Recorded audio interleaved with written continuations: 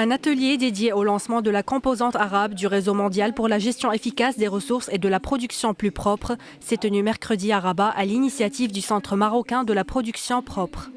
Ce programme de partenariat global, initié par le Programme des Nations Unies pour l'environnement, en partenariat avec l'Organisation des Nations Unies pour le développement industriel, a pour objectif d'aider les pays en développement à améliorer l'efficacité des ressources à travers l'élaboration de politiques publiques nationales en vue d'assurer un développement durable.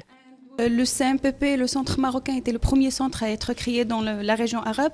Aujourd'hui, on a 7 centres et l'objectif de cette composante arabe, c'est de généraliser la création de ces centres au niveau de la région arabe, mais aussi partager les connaissances en matière de protection de l'environnement, pratique de la production plus propre au niveau de la région arabe. Aujourd'hui, nous assistons au lancement de la branche arabe et la Suisse soutient également la mise sur pied de ce réseau avec la participation de l'ENUDI. Nous avons une longue collaboration avec l'ENUDI, la Suisse et l'ENUDI dans différents secteurs, en particulier au Maroc.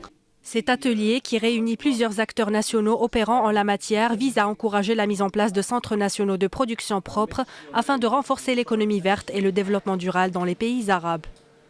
Ce n'est pas une coïncidence que cette réunion soit organisée au Maroc, qui a été le premier pays arabe qui a compté avec un centre de production propre établi par l'ONUDI, l'Organisation des Nations Unies pour le développement industriel.